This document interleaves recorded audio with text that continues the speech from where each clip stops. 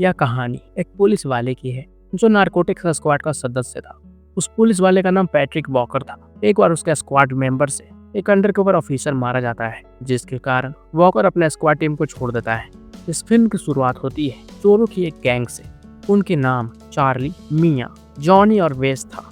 वे gang washing machine के container को चोरी कर भाग रहे थे, जिसके अंदर कोकेन छुपा हुआ था। एक पुलिस स्क्वाड उनका पीछा कर रही थी। वो गैंग पुलिस से बचने के लिए एक वॉशिंग मशीन को पुलिस वैन में फेंक देता है, जिससे एक ऑफिसर बुरी तरह से घायल हो जाता है। उस ऑफिसर का नाम कॉटेज था। कॉटेज को हॉस्पिटल में भर्ती कराया जाता है। उसी रात उस चुराए हुए कोकेन को लेकर चार्ली और मिया एक लोकल गैंग चोई के पास जाते हैं। दरअसल मिया ने चोई की गाड़ी चुराई थी और उसे बेच दिया था, जिसकी वजह से चोई ने उसका कर्ज चुकाने के लिए मिया को मजबूर कर वह काम करवाया था। जब मिया और चार्ली चोई से मिल रहे होते हैं तो तभी चोई को खत्म करने के लिए वहाँ एक दूसरा गैंग आ जाता है। वह गैंग चोई और उसके पूरे गैंग को खत्म कर देता है। चार्ली और मिया किसी तरह से वहाँ से भागने में कामयाब हो जाते हैं, जिसमें चार्ली घायल हो जाता है। दरअसल वह गैंग चिंग नाम के व्यक्ति के कहने पर आया था। चिंग चोई का अंकल था। चिंग उस गैंग के आने के ठीक पहले वहाँ से चला गया था। दूसरी तरफ हम डिटेक्टिव वॉकर को देखते हैं, जो एक क्राइम ऑफिसर था और अपने परिवार से अलग रहता था। वॉकर एक बिजनेस टाइकून लॉरेंस ब्यूमॉन्ट के पैसों के लिए काम करता था। लॉरेंस चार्ली का पिता था। जब लॉरेंस को यह पता चलता है कि उसका बेटा चोई के मर्डर में शामिल है, तो लॉरेंस डिटेक्टिव वॉकर को बुलाता है और वॉकर से उसके बेटे को ढूंढकर उसे बचाने के लिए कहता है। वॉकर वह काम करने से पहले लॉरेंस से एक वादा लेता है। वॉकर लॉरेंस से कहता है कि वह इसके बाद अपने बेटे को लेकर उस शहर को छोड़कर चला जाएगा। लॉरेंस मान जाता है। इसके साथ ही वॉकर अपने पार्टनर एली के साथ चार्ली और मिया को ढूंढने लगता है। ढूंढते वॉकर एक व्यक्ति के पास पहुंचता है जो चोई के अड्डे पर गेट कीपर था। वॉकर उससे पीट कर यह पता कर लेता है कि चार्ली और मिया कहाँ जा सकते थे। वॉकर वहां से चला जाता है। वॉकर ऑफिसर कॉटेज के पास पहुंचता है, जो नारकोटिक्स का स्क्वाड मेंबर था। वह कॉटेज की पत्नी वॉकर को बताती है कि कॉटेज कुछ कहने की कोशिश कर रहा था कि वे पांचों खतरे में। दरअसल इससे पहले वॉकर भी नारकोटिक्स का स्क्वाड मेंबर था, जो लॉरेंस के लिए काम करते थे। लेकिन एक दिन कुछ गड़बड़ हो गया और विंसेंट से एक अंडरकॉप ऑफिसर की मौत हो गई। उस घटना की वजह से वॉकर ने उस स्क्वाड को छोड़ दिया था। दूसरी तरफ मिया का अंकल उस देश से बाहर भगाने के लिए नकली पासपोर्ट का इंतजाम कर रहा था। उसका नाम राहुल था। राहुल मिया को एक फ़ोन दे देता है और मिया से कहता है कि वह उसे कॉल ना करे। जब पासपोर्ट बन जाएगा तो वह खुद कॉल करेगा और पासपोर्ट कहाँ लेना है वह उसे बता देगा। चार्ली और मिया वहाँ से चले जाते हैं। दूसरी तरफ चोई की माँ, जो चिंग की बड़ी बहन रहती है, वह शहर में आती है और चिंग से पूरी बात जानती है। चिंग इस सब का जिम्मेदार चार्ली को बताता है। मदर गुस्से में चार्ली के पिता लॉरेंस को किडनैप करवा लेती है। वॉकर चार्ली और मिया के सुरागों का पीछा करते हुए राहुल के पास पहुंचता है। वॉकर राहुल से जब मिया के बारे में पूछता है तो राहुल वॉकर से झूठ बोलने की कोशिश करता है, लेकिन वॉकर राहुल को बताता है कि उसे लॉरेंस ने भेजा है ताकि वह चार्ली की मदद कर सके। वॉकर राहुल से मिया को मैसेज करवाता है और उसे एक नाइट क्लब में पासपोर्ट लेने के लिए बुलाता है। जब वॉकर मिया से मिलने के लिए पहुंचता है तो वहाँ विंसेंट और उसके लोग भी आ जाते हैं। इसके साथ ही वहाँ मदर के लोग भी आ जाते हैं। मदर के लोग एक लड़के की वजह से आए थे जो पहले मिया और चार्ली के साथ था, जिसका नाम वेस था। वेस ने मिया और चार्ली के बारे में बता दिया था। जब मिया विंसेंट को देखती है तो वह विंसेंट को पहचान जाती है। विंसेंट ने ही नकाब पहनकर चोई को मारा था। इस तरह वहाँ पर एक गैंग वॉर शुरू हो जाता है। वॉकर चार्ली और मिया को लेकर किसी तरह से वहाँ से भागने में कामयाब हो जाता है। उस जगह पर पुलिस बैकअप भी आ चुका था। वॉकर समझ जाता है कि विंसेंट और उसके लोग कोकेन को अपने लिए कब्जा करने की कोशिश कर रहे थे। विंसेंट चिंग से जुड़ा हुआ था, जिसके पास कोकेन का पहले से ही खरीदार मौजूद था। चिंग उस डील से खुद का प्रॉफिट करना चाहता था, क्योंकि चिंग इस बात से नाराज था कि उस शहर में ट्रायड का हेड उससे नहीं बनाया गया था, बल्कि उसकी जगह चोई को बना दिया गया था।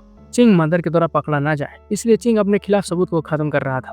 वॉकर एली को कॉल करता है। वॉकर एली को बताता है कि विंसेंट, हेज और जेक ने चोई की जान ली थी और वे सभी कोकेन के पीछे पड़े हैं। वॉकर एली को हॉस्पिटल जाने के लिए कहता है और ऑफिसर कॉटेज को बचाने के लिए कहता है, क्योंकि वॉकर को यह यकीन नहीं था कि कॉटेज विंसेंट के साथ मिला हुआ था। एली मान जाती है और हॉस्पिटल के लिए निकल जाती है। चिंग हॉस्पिटल पहुंच जाता है। चिंग अब विंसेंट के साथ साथ कॉटेज को खत्म करना चाहता है, जिन्होंने चोई की जान ली थी, ताकि मदर को चिंग के बारे में पता न चल सके कि उसने उसके बेटे को धोखा दिया था। चिंग देखता है कि रूम के बाहर एक गार्ड पहरा दे रहा था। वहीं पर एली आ जाती है और रिसेप्शन से कॉटेज का रूम नंबर पूछती है। जब एली चिंग को बंदूक निकालते देखती है तो उस फ्लोर के बारे में पूछती है और सिक्योरिटी को अलर्ट करने के लिए कहती है। सिक्योरिटी के अलर्ट होने पर भी चिंग कॉटेज को गोली मार देता है। वहीं पर एली भी आ जाती है। चिंग कॉटेज की पत्नी को बंदूक बना लेता है और उसे खत्म कर वहाँ से भागने लगता है। एली चिंग के पैर पर गोली चला देती है, जिससे चिंग पकड़ा जाता है। एली चिंग को अपने साथ लेकर वहाँ से चली जाती है। दूसरी तरफ वॉकर चार्ली और मिया को अपने पुराने घर में ले आता है। वॉकर ब्यूमॉन्ट को कॉल करता है और उससे बताता है कि वह उसके बेटे को ले आया है। वह कहाँ है, लेकिन लॉरेंस वॉकर को कोई जवाब नहीं देता है। लॉरेंस को मदर ने किडनैप करवा लिया था। मदर लॉरेंस को लेकर वहीं आने लगती है जहाँ पर वॉकर था, लेकिन मदर से पहले उसके लोग वॉकर के पास पहुँच जाते हैं। वॉकर खुद को तैयार कर लेता है। उधर एली चिंग की मदद से विंसेंट को कॉल करके बुलाती है और उसे डील करने के लिए लालच देती है। विंसेंट चिंग के बुलाने पर डील के लिए आ जाता है, लेकिन एली विंसेंट से उसका बंदूक फेंकवा देती है। चार्ली को ढूंढते हुए मदर के लोग वॉकर के पास आ जाते हैं और गोलियां चलाने लगते हैं। वॉकर, चार्ली और मिया फाइट करने की कोशिश करने लगते हैं। फाइट करते हुए वॉकर घायल हो जाता है। इसे भी चार्ली और मिया पकड़े जाते हैं। मदर लॉरेंस को एक गन देती है और उससे कहती है कि उसके बेटे ने उससे वह छीना है जो उसे सबसे प्यारा था, इसलिए वह अपने बेटे से वह छीने जो उसके बेटे को सबसे प्यारा है। वह मिया को खत्म कर दे।